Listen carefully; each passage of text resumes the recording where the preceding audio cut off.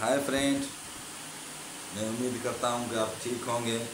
और मैं आज जो क्वेश्चन ले आया हूँ वो है स्पेसिफिक रिलीफ एक्ट 1877।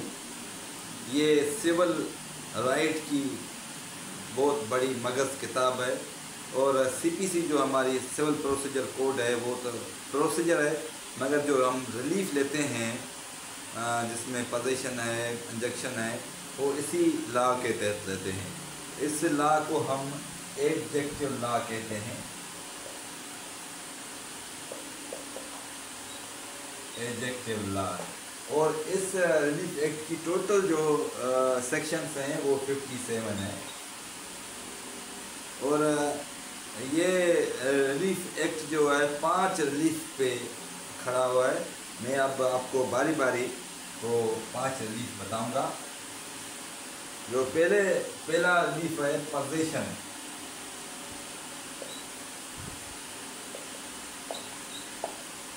और ये पोजीशन जब किसी बंदे की प्रॉपर्टी, मूवेबल प्रॉपर्टी, जो किसी बंदे ने कब्ज़ा कर लिया है, तो वो बंदा पोजीशन का केस दाखिल करता है। और ये पोजीशन का केस सेक्शन 8 में दाखिल करता है, सेक्शन 8 में। और ये 12 साल के अंदर, जब से कब्ज़ा हुआ है उसके अंदर 12 साल के अंदर लिमिटेशन उसकी है। 12 साल में वो कब्ज़ा ले सकता है 12 साल के अंदर। और इससे दूसरा जो है वो सेक्शन 9 है, वो भी पोजीशन का है, मगर वो 6 मंथ्स में ले सकते हैं। इसको हम कहते हैं सेक्शन 9 के केस को हम समरी सूट कहते हैं। और समरी सूट जो है वो गवर्नमेंट के खिलाफ हम नहीं दाखिल कर सकते। इसमें अगर आप रिलीफ नहीं ले सकते तो इसमें अपील होगी, इसमें अपील नहीं होगी, इसमें रिवीजन होगी। ये 2 रिलीफ, एक रिलीफ है दोनों। ये आपका एक रिलीफ हो गया। और दूसरा रिलीफ जो है वो है सूट फॉर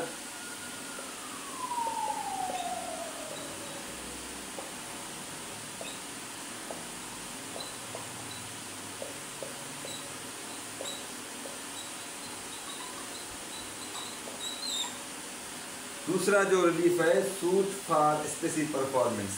जब किसी बंदे ने मुआहदा किसी से किया हो कि ये मैं आपको जगह बेच रहा हूँ, 1 लाख ले लिया है, 2 लाख या 1 लाख आपके ऊपर रहता है, मैं आपको रजिस्ट्री करके देता हूँ। और या घर बेच दिया है, मगर वो बाद में वो मुकर गया है, वो नहीं दे रहा है, कि वो किसी और को दे रहा है। और एग्रीमेंट के तहत ये बंदा जाके रिलीफ लेगा सूट फॉर स्पेसिफिक परफॉर्मेंस। और इसकी लिमिटेशन 3 साल के अंदर वो जाके कोर्ट में केस दाखिल करेगा कि हाँ भाई, आपने हमसे मुआहदा किया था और आपने इतने पैसे दिए थे और इतने पैसे बकाया हैं, और मैं पैसे देने के लिए तैयार हूँ और आप अपना मुआहदा पूरा करें। अगर वो नहीं करता है तो कोर्ट में वो केस करेगा। कोर्ट जो उसको डिक्री देगी और कोर्ट का जो नाज़र है वो जाके रजिस्ट्रार के पास जाके वो प्रॉपर्टी उसके नाम करेगा, उसकी प्रॉपर्टी। तो ये दूसरा हमारा रिलीफ है जो सेक्शन 12 में, ये सेक्शन 12 आप इस पे रिलीफ एक्ट में, और 3 साल के अंदर ये जाएगा। सेक्शन 12 इस पे रिलीफ एक्ट के सेक्शन 12 में 3 साल लिमिटेशन एक्ट लिमिटेशन में जाएगा 3 साल के अंदर। और तीसरा जो रिलीफ है, ये 2 रिलीफ हो गए। तीसरा जो रिलीफ है कैंसिलेशन।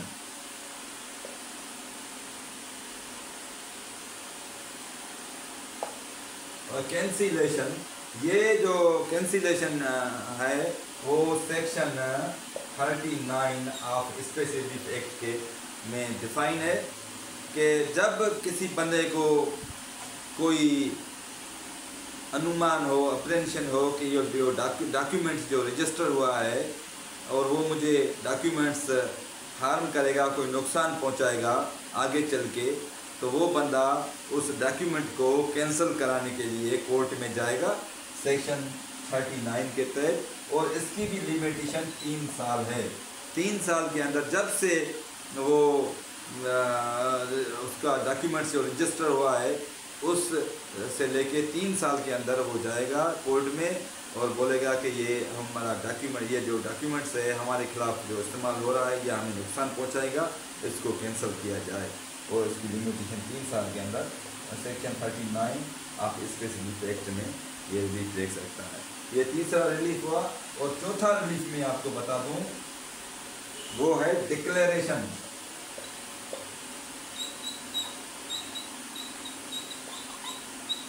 ये declaration section 42 of special relief act में बताया गया है।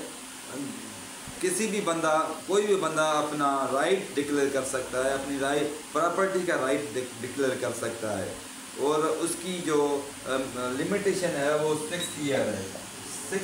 6 साल के अंदर वो जाएगा, डिक्लेयर कराएगा। कोई किसी का जो एक्ट है, जो गैर कानूनी एक्ट है, उसको डिक्लेयर करेगा कि ये एक्ट उसका गैर कानूनी है।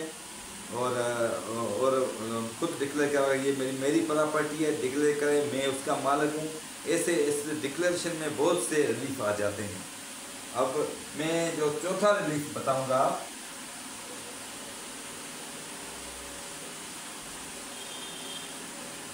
वो है section 44 of special relief act में का है अपॉइंटमेंट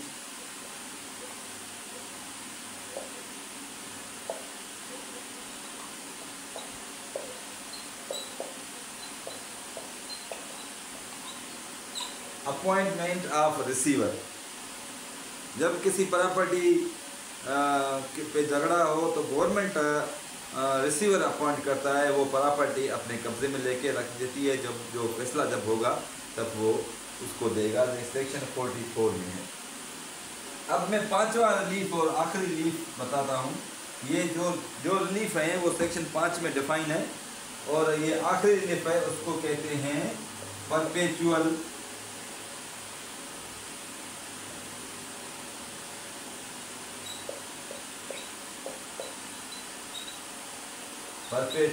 और परमानेंट।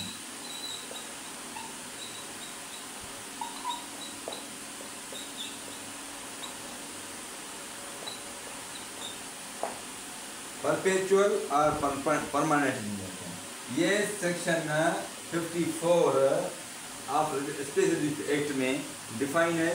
और ये कहता है कि ये मना करो उस बंदे को कि ये हमारी प्रॉपर्टी में इंटरफेयर न करे, या गवर्नमेंट हमारी प्रॉपर्टी को जब केस चले तब तक उसको कोई चेंज न करे, कोई खाता चेंज न करे, उसे एलिनेट करे न करे। और इससे पहले मैं दूसरा भी आपको बता दूं, ये 54 सेक्शन रिलीफ में आता है। और वो इससे पहले सेक्शन 53 है इंटरिम इंजेक्शन।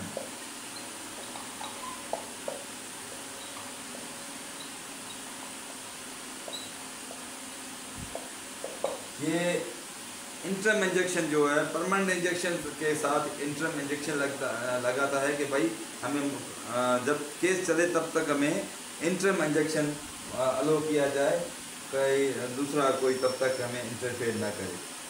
तो ये 5 रिलीफ हैं जो सिविल मैटर में बंदा एग्री पर्सन उसको ले सकता है। ये मैं आपके लिए क्वेश्चन ले आया हूँ आज का। और ये 5 रिलीफ मैंने आपको समझाए हैं। मैं उम्मीद करता हूँ कि आपको पसंद आएगा। Thank you.